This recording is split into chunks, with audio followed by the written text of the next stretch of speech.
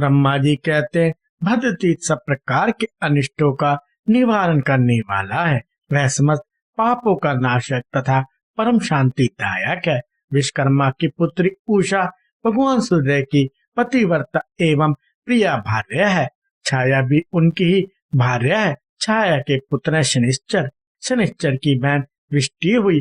उसकी आकृति भयानक थी, वह पापमयी थी। भगवान सूर्य ने सोचा, यह कन्या किसको दूं? वे जिस जिसको कन्या देना चाहते वही वही उसकी भयंकरता का समाचार सुनकर उसे लेना अस्वीकार कर देता और कहता, ऐसी भार्या लेकर हम क्या करेंगे। ऐसी अवस्था में वृष्टि ने दुखी होकर अपने पिता से कहा, पिताजी, धनवान, विद्वान, तरुण, कुलीन, यशस्वी, उदार और सनात वर को कन्या देनी चाहिए। जो पिता इसके विपरीत आचरण करता है वह नरकों में पड़ता है। सूर्यदेव कन्या विद्वानों के लिए भी धर्म का साधन है। एक ओर पर्वत, वन और कानूनों सहित समूची पृथ्वी और दूसरी ओर वस्त्र आभूषणों से अलंकृत निरोग कन्या, दोनों एक समान है। उस कन्या के दान से पृथ्वी दान का फल होता है। जो कन्या अश्व, गो और तिल की बिक्री करता है उसका रौरव आदि नरकों से छुटकारा नहीं होता। कन्या के विवाह में कभी विलंब नहीं करना चाहिए। उसमें विलंब करने पर पिता को जो पाप होता है उसका वर्णन कौन कर सकता है। कन्या के पिता जो उसके लिए दान पूजन आदि करते हैं वही सफल समझना चाहिए। कन्याओं को जो कुछ दिया जाता है उसका पुण्य अक्षय होता है। कन्या के यूं कहने पर भगवान सूर्य बोले, बेटी मैं क्या करूं, तुम्हारी आकृति भयंकर है, इसलिए कोई तुम्हें ग्रहण नहीं करता। स्त्री और पुरुष के विवाह संबंध में लोग एक दूसरे के कुल, रूप, व्यय, धन, विद्या, सदाचार और सुशीलता आदि देखा करते हैं। मेरे यहाँ सब कुछ है, केवल तुम में गुणों का अभाव है। क्या करूं, कहाँ तुम्हारा विवाह करूं?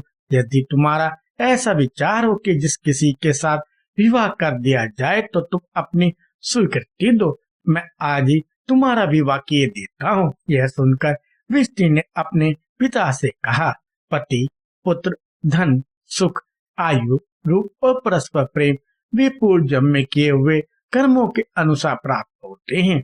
जीव पहले जन्म में जो बुरा भला कर्म किए रहता है उसके अनुकूल ही दूसरे जन्म में उसे फल मिलता है। अतः पिता को उचित है कि वह अपने दोष से मुक्त हो जाए। कन्या का कहीं योग्य वर के साथ विवाह कर दे, फल तो उसे पूर्व जन्म के कर्मों के अनुसार ही मिलेगा। पिता अपने वंश की मर्यादा के अनुसार कन्या का दान और विवाह संबंध करता है। शेष बातें जो प्रारब्ध में होती हैं वही मिल जाती हैं। कन्या का यह कथन सुनकर भगवान सूर्य ने अपनी लोक भयंकरी भीषण कन्या वृष्टि का विवाह विश्वकर्मा के पुत्र विश्वरूप से कर दिया। विश्वरूप भी वैसा ही भयंकर आकार वाले थे। उन दोनों के शील और रूप में समानता थी, अतः सदा आपस में प्रेम बना रहता था। उस दंपत्ति से गंड, अतिगंड, रक्ताक्ष, कोधन, व्यय और दुर्मुख नामक पुत्र उत्पन्न हुए। इन सबसे छोटा एक पुत्र और हुआ जिसका नाम हर्षण था। वह पुण्य आत्मा, सुशील, सुंदर, शांत, शुद्ध तथा बाहर भीतर से पवित्र था। एक दिन वह अपने मामा को देखने के लिए यमराज के घर आया।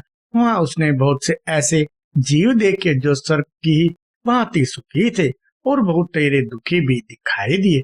हर्षण ने सनातन धर्म स्वरूप अपने मामा को प्रणाम करके पूछा, तात ये कौन सुखी हैं और कौन नरक में कष्ट भोगते हैं? उसके इस प्रकार पूछने पर धर्मराज ने सब बातें ठीक ठीक बता दी। उन्होंने कर्मों की संपूर्ण गतियों का पूर्ण रूप से निरूपण किया। वे बोले, जो मनुष्य विहित कर्म का कभी उल्लंघन नहीं करते उन्हें नरक नहीं देखना पड़ता। जो शास्त्र और शास्त्रीय सदाचार को नहीं मानते, बहुश्रुत विद्वानों का आदर नहीं करते और विहित कर्मों का उल्लंघन करते हैं, वे मनुष्य नरगामी होते हैं। धर्मराज का यह वचन सुनकर हर्षण ने पुनः कहा, सुश्रेष्ठ, मेरे पिता विश्वरूप बड़े भयंकर हैं। मेरी माता वृष्टि भी भयानक ही है। मेरे महाबली भ्राता भी वैसे ही हैं। जिस उपाय से उन लोगों की बुद्धि शांत हो, वे स्वरूप निर्दोष और मंगलदायक हो जाए, वह मुझे बताइए, मैं उसे करूंगा, अन्यथा मैं उनके पास लौट कर नहीं जाऊंगा। हर्षण के यूं कहने पर धर्मराज ने उस शुद्ध बुद्धि वाले बालक से कहा, हर्षण, तुम वास्तव में हर्षण ही हो। पुत्र तो बहुत से होते हैं, किंतु वे सभी कुल का विस्तार करने वाले नहीं होते। एक ही कोई ऐसा पुत्र होता है जो समुच्चय कुल को धारण करता है, जो कुल का आधारभूत, पिता माता का प्रिय कारक और पूर्वजों का उद्धार करने वाला है। वही वास्तव में पुत्र है।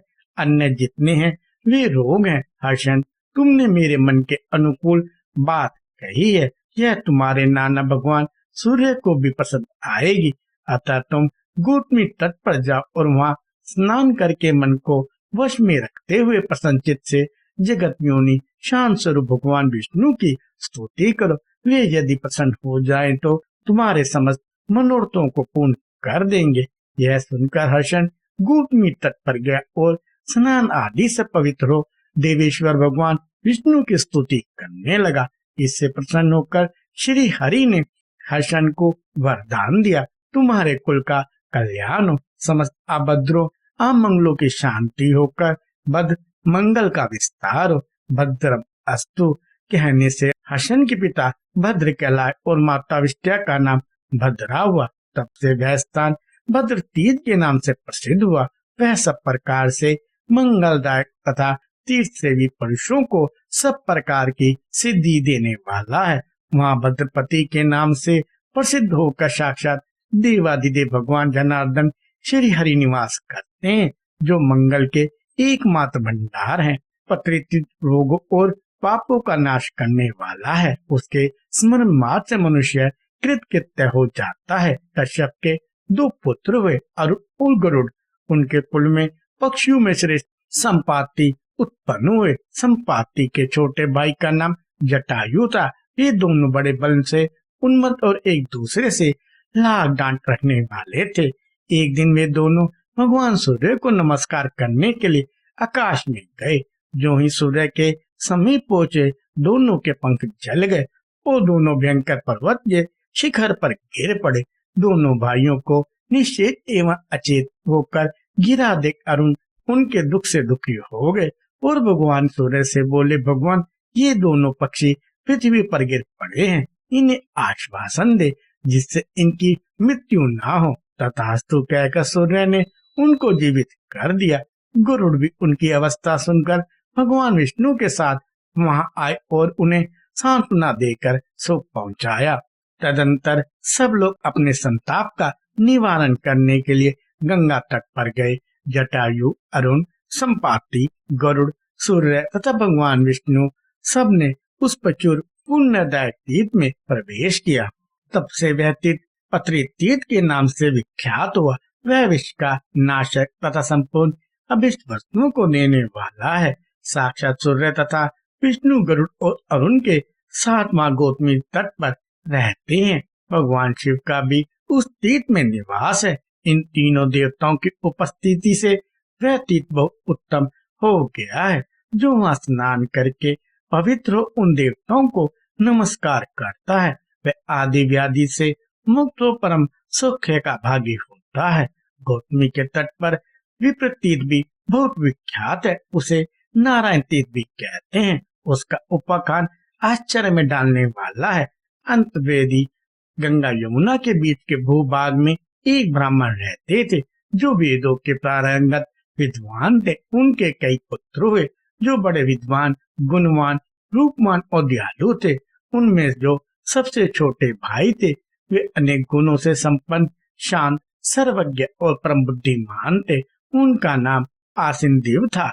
आसिनदेव के पिता उनका विवाह करने के लिए पत्नीशील थे। इसी बीच में एक दिन रात को ब्राह्मण कुमार आसिनदेव सोए हुए थे।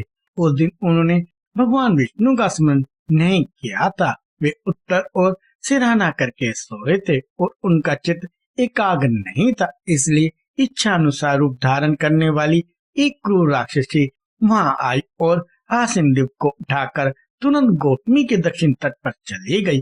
वह उस ब्राह्मण के साथ इच्छा अनुसार रूप धारण करके गोदावरी के दक्षिण किनारे की भूमि पर विचरते रहते थे।